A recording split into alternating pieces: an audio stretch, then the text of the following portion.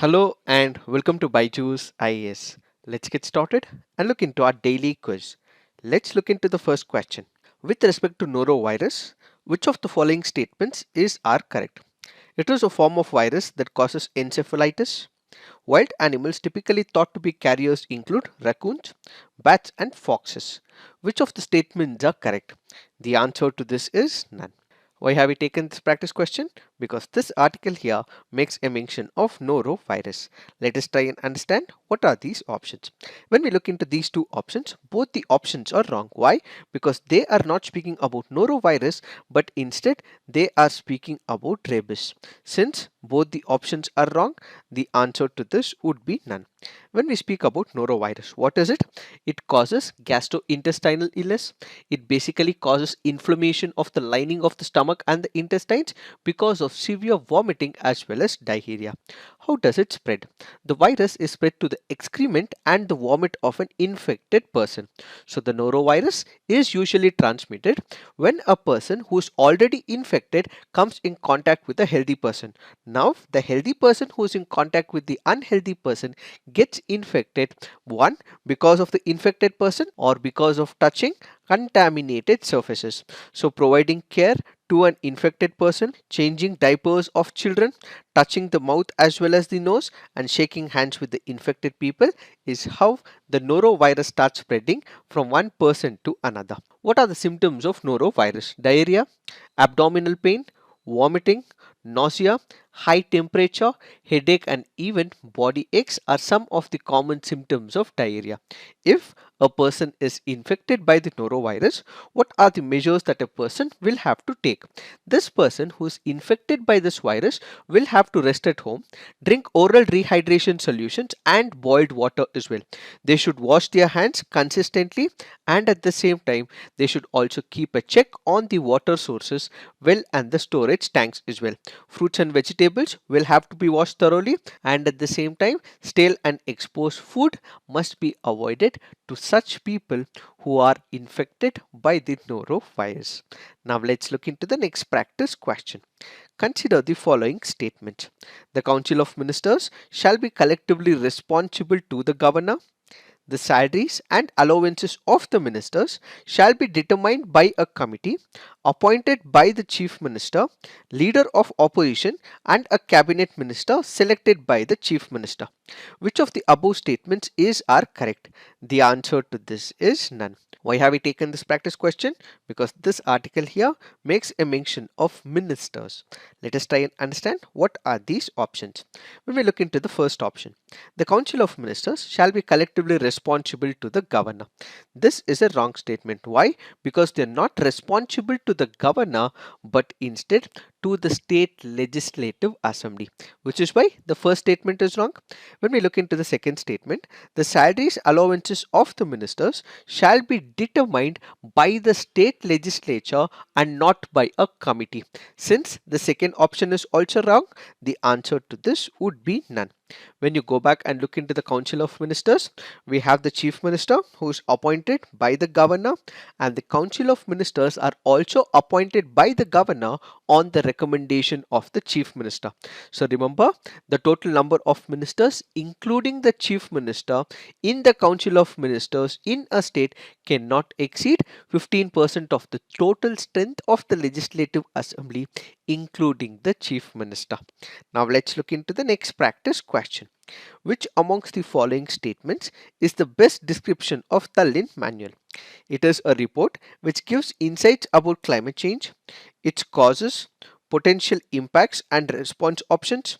It provides guidelines regarding the use of drugs to treat COVID-19. It is an academic, non-binding study on how international law applies to cyber conflicts and cyber warfare.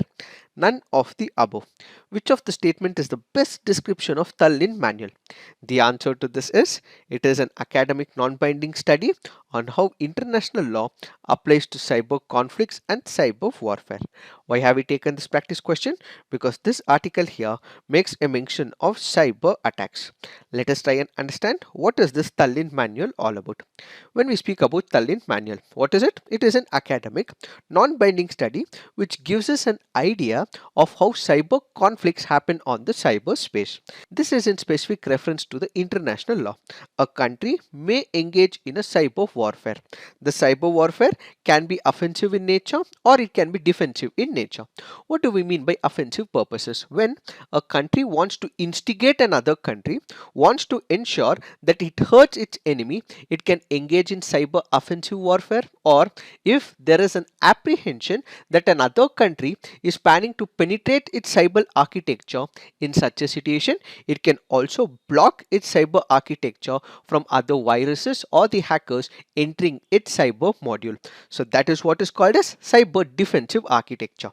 So when we speak about Tallinn Manual, it gives us an idea about how countries engage in warfare, cyber conflicts when it comes to online platform. So basically, Tallinn Manual is nothing but how countries resort to use of force as part of the national policy when it comes to the cyber warfare, and at the same time, it also analyzes how countries regulate their conduct on the cyberspace.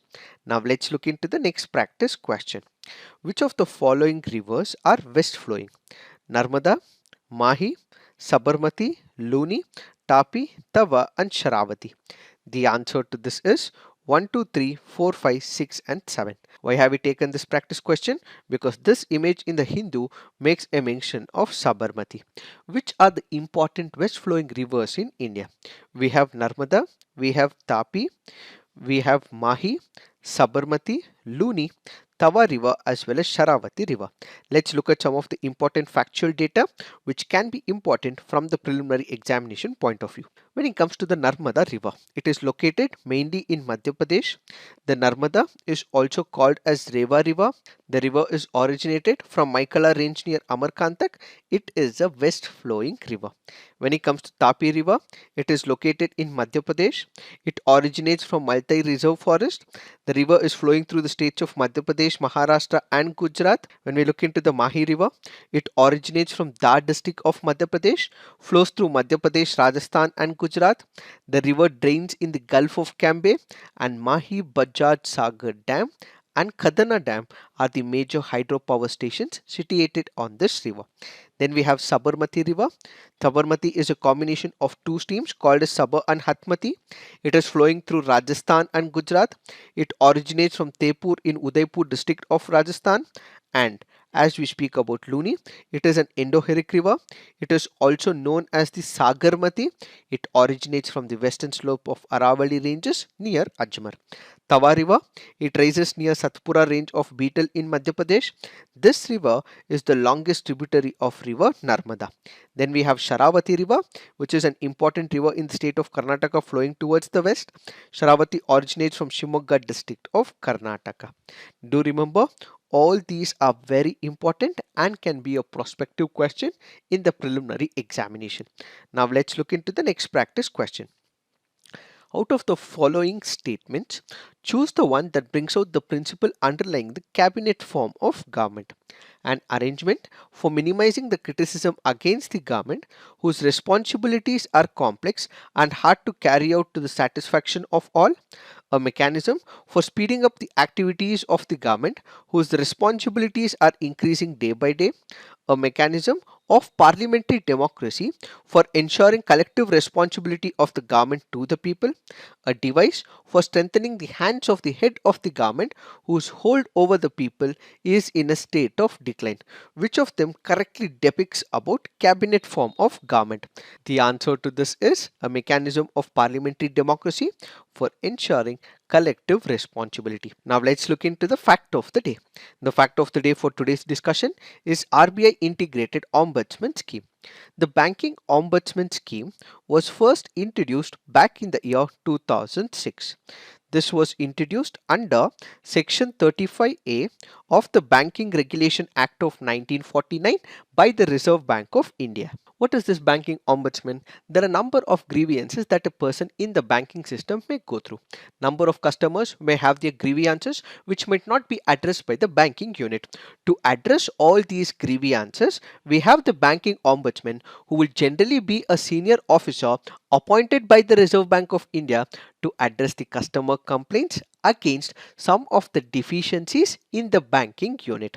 So, what is an ombudsman? He is a person who addresses the grievances, and such a person would be appointed by the Reserve Bank of India. When it comes to the present situation, we have about three ombudsman scheme. One, as we discussed, we have the banking ombudsman scheme, which was initiated in 2006. Then we have the ombudsman scheme for the NBFCs. We also have the ombudsman scheme of digital transactions of 2019.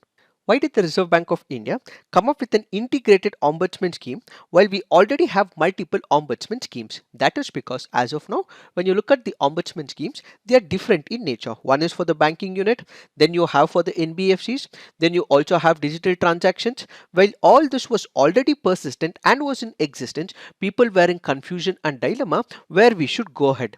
That is why filing of complaints were not happening, and in fact number of complaints were not also addressed on time as well, which is why the Reserve Bank of India looked into this particular issue.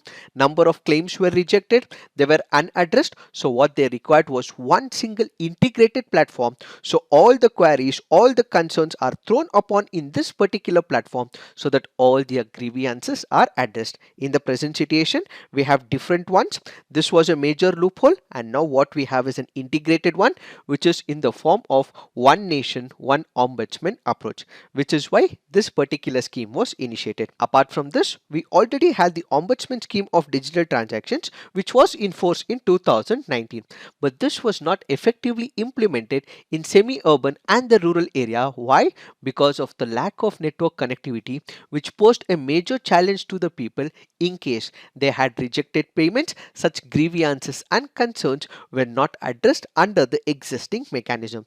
To overcome all these issues, one integrated platform was a necessity so that speedy resolution of all the grievances takes place. So basically, we have the RBI integrated ombudsman scheme, which has come into picture to address all these lacunae that are present in the existing system.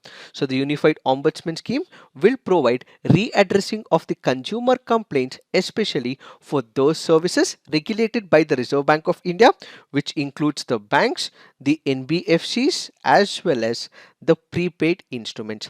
If their queries and grievances are not answered within 30 days, that is when the RBI integrated ombudsman scheme will immediately come into picture.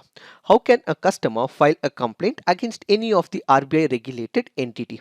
Under this, customer can file their complaints or grievances with the complaint management system through the website. They can even call up a toll-free number 1448 and raise a complaint as well. What is the significance? Now we have a single integrated unit, so speedy resolution of grievances will take place as part of this scheme. It is this that we have to understand in reference to the RBI integrated ombudsman scheme. So this is it for today. Thank you for watching. All the best.